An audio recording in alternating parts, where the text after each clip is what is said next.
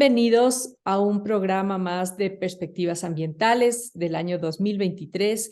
Ustedes saben que este es un espacio para conversar, para educar de temas innovadores, de distintas visiones, de distintas políticas y propuestas que contribuyan a mejorar una conciencia ambiental. El día de hoy quisiéramos topar un tema que ha sido de enorme preocupación para mucha gente que me ha escrito y que quisieran que aborde justamente, y es el tema de los impuestos que el gobierno ecuatoriano, el SRI, ha propuesto bajar, y uno de esos es justamente el tema de las fundas plásticas. Ustedes saben que se ha previsto bajar el ICE de cigarrillos, de cervezas industriales, de cerveza artesanal, de armas de fuego, de bebidas alcohólicas, etcétera, y uno de esas es de fundas plásticas, y la reducción sería del 0,10 a 0,08 por fundas plásticas. Tenemos esta mañana a Cristina Puente. Ella es abogada, ella es socia de la Sociedad Ecuatoriana de Derecho Ambiental y Forestal, es socia de Marocel Asociados y obviamente ha trabajado mucho en temas ambientales. A Cris la conozco desde hace mucho tiempo, gran abogada, y ahora justamente está trabajando en temas de reciclaje inclusivo. Entonces creo que nos puede orientar bien sobre los efectos positivos o negativos de esta resolución, y quisiéramos justamente comenzar por esto. ¿Por qué, Cris? Tú sabes, y hemos dicho varias veces en este programa, que hay una preocupación mundial por el tema de contaminación de plásticos, que debería haber una disminución de los plásticos por temas de contaminación y sus varios usos, especialmente los plásticos de un solo uso. Tenemos una ley nacional que restringe de manera paulatina el uso de estos plásticos, se prohíbe algunas cosas, y justamente el gobierno acaba de, como mencioné, de bajar estos impuestos a las fundas plásticas, que también constituyen una preocupación por la grave contaminación que genera en los rellenos sanitarios, en los ríos, en las quebradas y de tales.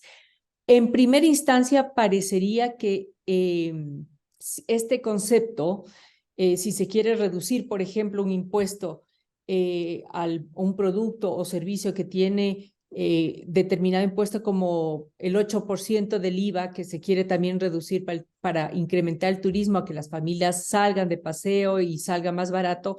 Aquí parecería que el tema de las fundas plásticas también se reduce, y entonces viva la vida, todo el mundo usaría fundas plásticas. ¿Esto es así? Cuéntanos, Cris. Gracias, Vero, y buenos días con todos. Habría que tomar ahí en cuenta que desde la lógica en la cual se está planteando la reducción de los impuestos, que está asociada a que tengamos los ciudadanos una mayor liquidez para que de esta forma se pueda dinamizar la economía del país, quizá el argumento es muy reduccionista en términos de las implicaciones que tendría en la actualidad y a futuro un tipo de medidas tributarias como esta. Cuando se comienza a trabajar en el país los temas ambientales y en los últimos años de emerger con fuerza desde el movimiento social varios reclamos, varias preocupaciones, el tema de las bolsas plásticas, del uso del plástico en general, está como que en materia y en el punto central. Y es más, la expedición de la ley de uso racional de fundas plásticas y en general de plásticos de un solo uso estuvo encaminado a reducir el consumo. Y esta reducción del consumo pensada desde una manera progresiva, en la medida en que cuando queremos incluir buenas prácticas ambientales, lo más coherente para que esto se vaya internalizando en los usuarios, en los consumidores, es hacerlo de a poco. ¿sí? O sea, no negamos el hecho de que como sociedad estamos demasiado acostumbrados al uso de plásticos, pero sí es importante que haya una intervención desde la política pública. Entonces, el Estado con la ley nos dio un mensaje, nos dijo, miren, esto es prioridad, es más, está declarado como prioridad nacional dentro de la ley que la reducción del uso de plástico debe ser parte de la política pública. Entonces recibimos un mensaje. Se ha ido caminando en varios frentes en este tema. Está ya normado lo que tiene que ver con la prohibición de plásticos de un solo uso dentro de áreas protegidas y el tema de que existan ciertos tipos de impuestos que desincentiven el uso de determinados productos, ejemplo, las fundas plásticas, es parte de esta coherencia que se debe de mantener dentro del Estado. Cuando la motivación detrás está en torno al mayor circulante y no se analiza los efectos ambientales que esto puede tener, es ahí en donde las cosas comienzan a complicarse y obviamente desde la ciudadanía existe preocupación, porque el mensaje que se está dando es preferimos una lógica de economía de consumo a una lógica de una economía que sea coherente con el ambiente y con la preocupación mundial. En efecto, el tema de los plásticos, en especial a partir de la pandemia, ha sido central, ha sido una de las preocupaciones mundiales. Ha dinamizado la comunidad internacional en torno a lo que es los efectos que están causando los plásticos en los océanos, en la contaminación en la tierra, en el hecho de que la gestión de los residuos como tal se complejiza, dadas las características que tiene este material. Entonces, hay toda una preocupación, una corriente, una importancia en el tema. Si es que desde el Estado se dan este tipo de medidas, el mensaje torna incoherente el discurso de la sostenibilidad y de la transición ecológica, que es con el cual en los últimos tiempos se ha manejado el actual gobierno. A ver, entonces, primera conclusión, estamos como dando un mensaje contracorriente, siendo que el marco internacional, el marco nacional apunta hacia una disminución. Entonces, no se vería consistente entre la política pública emitida en los últimos años y esta decisión. Ahora, en ese sentido, no solamente hay incoherencias, sino cuáles son los efectos, cuáles serían los efectos ambientales que, como tú bien anotas, a veces analizan el bolsillo de las personas o cómo incentivar que se mueva toda la economía, que si bien es cierto nos hace falta, cuál es el colateral, ¿no? Que sufriría en términos ambientales. ¿Tienes un análisis, una opinión sobre esto? Se pueden hacer cierto tipo de aproximaciones iniciales, ¿sí? La primera tiene que ver con, para tomar este tipo de decisiones, en general, la política pública se gestiona a partir de la información. La información que se tiene en el país, ejemplo, respecto de cómo están caracterizados los residuos en términos en específico de lo que son las fundas plásticas, los plásticos de un solo uso y este tipo de plásticos que son de la cotidianidad en nuestro país y en general en el mundo, es, si no vaga, al menos relativa. ¿Ya? Entonces, la primera pregunta ahí es cómo se está definiendo cuestiones de política pública sin contar con una información que dé consistencia para saber si es que la medida que se está tomando o no es la adecuada. La segunda cuestión es que, si bien es cierto, existen regulaciones desde lo que es la ley de plásticos de un solo uso en torno a la cantidad de material reciclado que deben tener este tipo de fundas, la realidad es que todavía se sigue manteniendo un alto porcentaje de material que no es reciclado, lo que en verdad se recupera a partir de lo que son los residuos y la generación de las ciudades en términos de plástico es realmente poco si es que uno compara en relación a lo que se coloca en el mercado. Si a esto se suma el hecho de que la importación ilegal de plásticos, la cantidad de plásticos que ingresan por frontera es también un rubro significativo y que no está siendo cuantificado dentro de lo que es la generación o la producción de plásticos en el país, vemos que no tenemos claras las dimensiones de cuánto es lo que en verdad existe de plástico dentro del país. Entonces, si no sabemos cuánto con certeza hay de plástico dentro del país, si mucho de este plástico está desregulado, es decir, no está amparado bajo lo que son las normas de importaciones, de exportaciones e incluso de tributos. Y además, desde lo que es los usuarios, aún no está la práctica incluida de preferir el llevar tus fundas propias al supermercado o el de participar dentro de programas de reciclaje que apoyen para la recuperación del material. Entonces vemos que es un tema que no está siendo gestionado de forma integral, ¿sí? Hay un desconocimiento, no hay una adecuada gestión, no sabemos a ciencia cierta cuál es el efecto que está teniendo ya dentro de nuestro ambiente, en nuestro país. Hay ya datos en los cuales, por ejemplo, tienes como la situación de Quito, un relleno sanitario que está colapsado, donde vamos a continuar colocando la basura que se genera a partir del uso de estos plásticos. Hay ya información sobre la presencia de microplásticos en los ríos, en el mar, incluso dentro de lo que son los alimentos, los productos del mar que estamos consumiendo. Entonces, si uno va sumando estos datos que no son oficiales, más la realidad de la política pública, tienes un escenario de incertidumbre. Y en ese escenario de incertidumbre, bajo la lógica del derecho ambiental, lo más adecuado es tomar medidas que prevengan y que precautelen la salud de las personas y la salud de la naturaleza. Y este tipo de medidas que no están basadas en información técnica ni científica, ni que toman en cuenta la inexistencia de datos y la inexistencia de una caracterización sobre la realidad del país en torno a los plásticos, es una medida que es por lo menos peligrosa y de riesgo. Entonces, hay que tomar en cuenta que cuando hablamos de temas ambientales, las variables son muchas. No podemos reducirnos únicamente a lo que es la dinámica del mercado, sino tomar en cuenta los ciclos de la naturaleza, la afección en las personas, cómo se está gestionando los residuos. Son muchos los temas que están involucrados en torno a lo que son los plásticos en general. Uh-huh. En este momento quiero hacer una brevísima pausa para agradecer a nuestro auspiciante Gira, una empresa filial de la Corporación Favorita que trabaja para la implementación de la economía circular. Quisiera que veamos este video. Hay un lugar que puede transformarlo todo. Aquí, un Tetra Pak puede ser un pupitre. Un papel puede ser un regalo. Un abogado puede ser el salvador de los mares. Una madre puede ser defensora de la naturaleza. Un niño puede cambiar el futuro.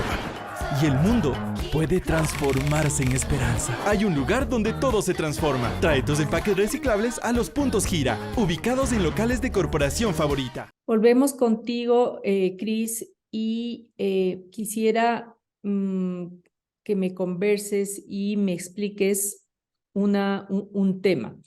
A ver, si bajamos un impuesto en términos de que el ahorro puede ser para familias, etcétera, en el caso de bajar un impuesto para las fundas, si no está grabado en la factura, ¿no es cierto? Porque no he visto que esto esté grabado en la factura, que en otros países suele estar grabado. Si tú consumes tantas fundas, tú pagas por las fundas. Todavía eso no hay, y en la ley creo que no está.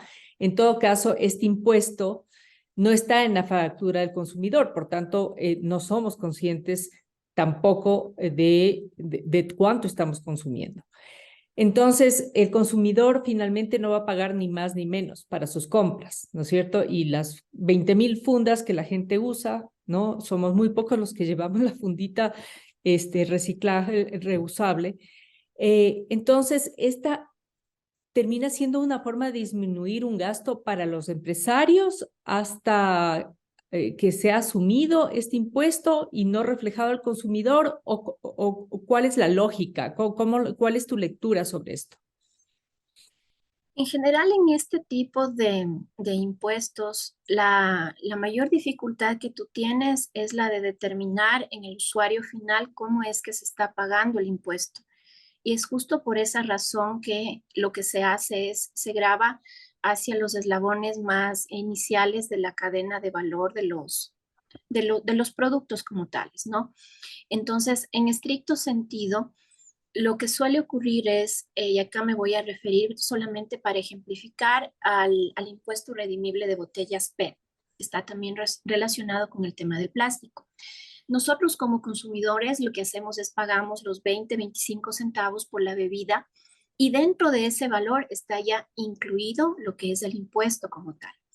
El responsable de hacer el pago de este impuesto es quien está actuando como sujeto pasivo del impuesto, que en ese caso son los embotelladores o quienes realizan la actividad de utilizar la botella con cierto tipo de bebidas, ¿ya? Y si bien es cierto, quien debe pagar el impuesto directamente al Estado es el embotellador, todo este impuesto ya está trasladado al usuario a través del precio del producto como tal. Algo similar es la lógica de las fundas plásticas. Nosotros, en verdad, como consumidores, no sabemos cuánto es lo que se está pagando por estos impuestos, ¿sí? Y desde ese lado, el responsable de hacer la declaración del impuesto como tal sigue siendo quien coloca el producto en el mercado, ¿ya? Entonces, por ese lado, lo que tiene que ver con esta obligación del Estado de ir creando una educación, una conciencia ambiental respecto del por qué es necesario que existan ciertas restricciones al consumo por circunstancias de orden ambiental, no la tenemos puesta aún en nuestra cabeza. Entonces, la medida como tal, efectivamente, y quizá por eso es que cuando se ha tomado la decisión no se hace este tipo de análisis, porque eh, el impacto que se tiene en el consumidor es relativamente mínimo. Si es que uno piensa, estamos hablando de 2 centavos por funda. A nosotros las fundas en el supermercado nos las regalan, ¿ya? O sea, nosotros al día de hoy nos da lo mismo llevar o no llevar tu funda propia al supermercado a hacer las compras, ¿sí? Entonces, medidas tributarias en general que tienen que ver con ir generando prácticas ambientales deben estar acompañadas de una fuerte concientización ambiental, ¿sí? Lo triste en este caso es que efectivamente la preocupación respecto de cómo puede estar incidiendo esta baja en el impuesto de este consumo de las bolsas plásticas, realmente la tenemos pocas personas, porque la mayor cantidad, la mayoría de la ciudadanía no tiene en claro qué es lo que esto le está implicando. De pronto, quienes pueden tener o la sensación de un beneficio específico quizás son, ejemplo, los vendedores al granel, la persona de la tienda que para venderme el dólar de manzanas tiene que usar una funda plástica, ¿ya? Entonces, pero habría que ver si es que efectivamente a esa persona su ciento de fundas plásticas le están vendiendo en un valor menor. Es poco probable que esto suceda. Generalmente los precios cuando ya están ubicados dentro de lo que es el mercado, es muy difícil que por una medida tributaria de este estilo bajen y que ese dinero efectivamente pase a formar parte del bolsillo del ciudadano como tal. Claro. Entonces, a nivel de impacto, pensaría yo que se podría más estar evaluando del tema dentro de lo que se tiene que ver con quienes están produciendo y colocando a nivel macro en el mercado este tipo de productos.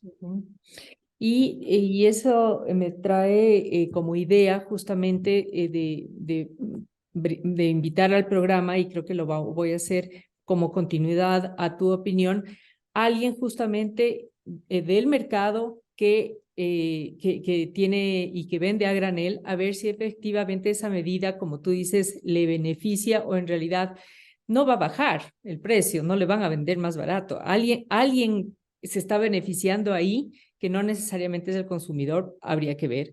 Y también el punto de vista del empresario, porque quizá los formales que además generan factura, etcétera, etcétera, habrá de pronto algún beneficio, habría que ver también así. Si es así, porque los demás, pues además hay mucha informalidad que estos incentivos en realidad ni le van ni le vienen, ¿no? Entonces sí, me parece una acertada sugerencia en ver el punto de vista de estas personas. Para mensaje final, Cris, ¿cuál sería la recomendación con relación a esto?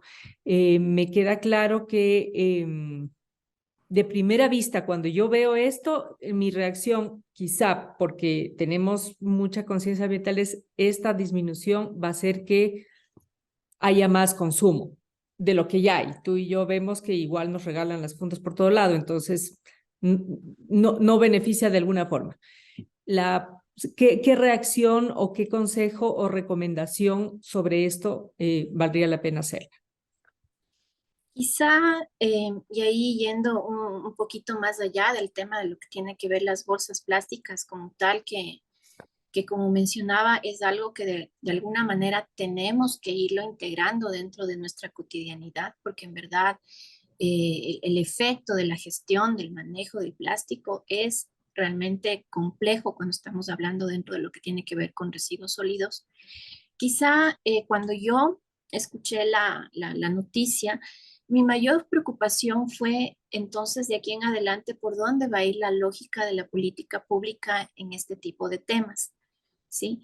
Y en especial porque al momento tenemos en pendiente el resolver cómo se va a integrar dentro de la legislación nacional estos impuestos ambientales que a diciembre del 2023 caen en una figura de inconstitucionalidad y que estaban integrados dentro de la ley de fomento ambiental, ¿sí?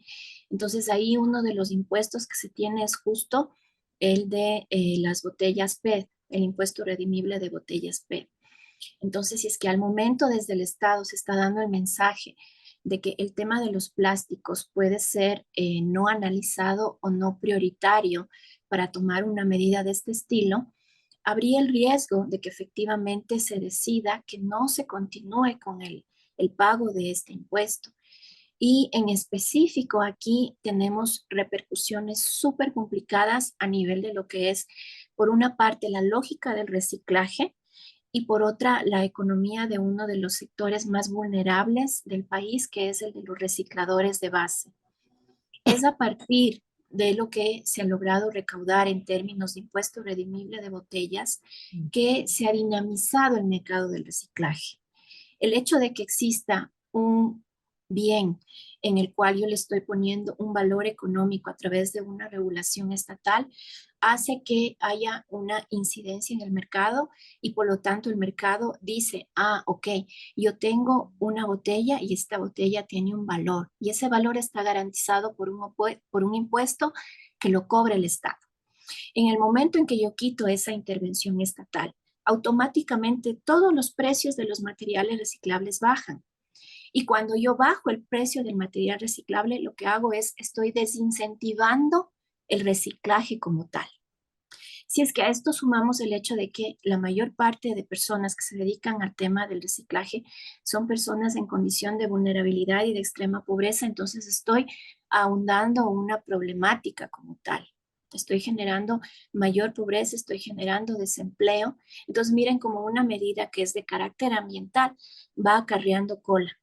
Si a esto le sumamos que en nuestro país tenemos alrededor de 20,000 familias que se dedican al reciclaje y desde la declaratoria de inconstitucionalidad que fue hace 2 años a la fecha, sus ingresos han rebajado en alrededor de un 50%. Ten en cuenta que el ingreso mensual de estas personas es de 180 a $200 por familia. Si es que esto se ha reducido al 50%, significa $100. Y esto además es un desincentivo gigante para reciclar. El principal rubro de reciclaje en la materia específica de este tema son las botellas PET, pero el reciclador lo que hace es, como ya recojo la botella, entonces también recojo el cartón, recojo el papel, recojo el vidrio, recojo los otros materiales que puedo vender, porque lo que vendo de PET ya me va cubriendo mis costos operativos de los otros materiales. Entonces, el PET y ese impuesto como tal, que es un impuesto ambiental, lo dinamizó a la economía y al sector. Si es que a diciembre del 2023 tenemos que no se ha hecho ningún tipo de acción porque se mantenga el impuesto o se busque alguna figura tributaria que sea equivalente y que pueda continuar dinamizando el mercado del reciclaje, tengan la seguridad de que vamos a volver a una situación en la cual lleguen a los rellenos sanitarios mucho más materiales reciclables que han bajado su precio en el mercado y por lo tanto no hay un incentivo real para su recuperación desde lo que es la base del reciclaje como tal.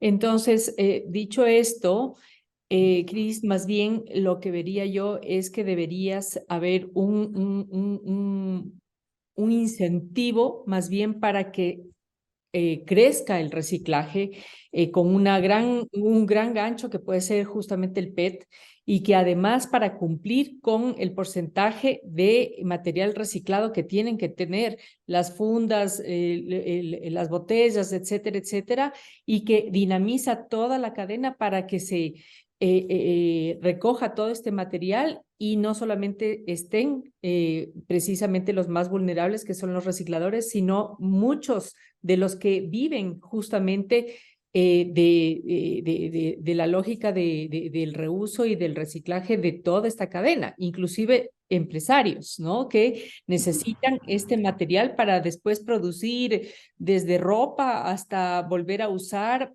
para envasar otro tipo de materiales, es decir, afecta a toda la cadena. Entonces, la lógica debería ser como incentivo.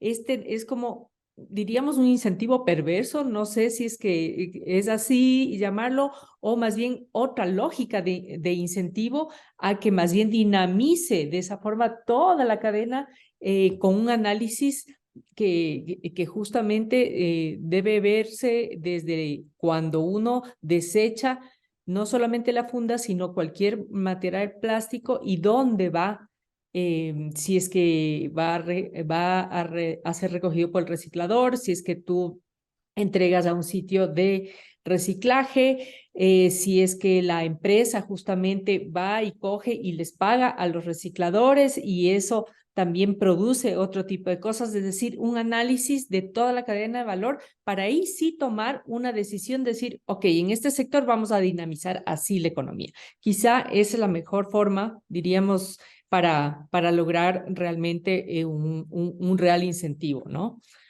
Sí, Sí. o sea, de hecho, bajo la lógica de la política pública, está el mandato de la construcción de este Plan Nacional de Economía Circular Inclusiva. Sí. Y ahí ya se van identificando varias aristas de intervención. Va desde la necesidad de que los municipios transparenten los costos de su gestión integral de residuos, de que efectivamente los ciudadanos estemos dispuestos a pagar por lo que en verdad cuesta la recolección y el manejo de los residuos, que las empresas y los productores se responsabilicen bajo la figura de la responsabilidad extendida del productor de lo que están colocando en el mercado y de los residuos que se van generando a través de sus productos, que la ciudadanía como tal también vaya tomando otro tipo de hábitos y de prácticas que puedan ir incentivando el reciclaje, el reuso, la reutilización y que se vaya caminando obviamente hacia una menor generación de residuos, porque es un tema en el cual incluso más allá de las implicaciones ambientales específicas que tiene, por una cuestión de infraestructura. ¿Qué vamos a hacer con todo eso de lo cual nos estamos llenando en el planeta? ¿Cómo sabemos qué efectos va a tener a futuro eso dentro de la tierra, del agua, del aire y demás? ¿Qué calidad de vida queremos nosotros continuar teniendo y qué calidad de vida queremos que tengan nuestros hijos, nuestros nietos? ¿Qué es lo que pasa con los animales, con la naturaleza, con los ciclos del agua cuando tienes este tipo de intervención? Entonces necesitas una intervención que sea integral, que sea holística, que sea desde la política pública, es el Estado quien tiene que dar los lineamientos y obviamente acompañado de los incentivos adecuados para que también las empresas sientan la seguridad jurídica de las inversiones que les va a tocar hacer para que tengan un suelo adecuado y un sustento adecuado. Entonces, que haya una política pública, una política tributaria y una política fiscal que permita que se hagan las inversiones necesarias para tener coherencia respecto de la producción, el consumo y la gestión ambiental como tal. Bien dicho. Bueno, con esto me quedo. Cris, muchas gracias por darnos este estudio, este punto de vista. Vamos, como digo, a invitar a empresarios y a aquel que está justamente en el mercado viendo qué pasa con el tema de las fundas, etcétera, para ver su opinión. Y quiero agradecerte nuevamente y a todos por su sintonía. Les invito, como siempre, a compartir con otras personas nuestra página, darle un like y seguir a nuestros canales digitales en Twitter, en Instagram, en YouTube para llegar a más gente y generar más conciencia ambiental. Un abrazo, Cris. Muchas gracias a ti, Vero.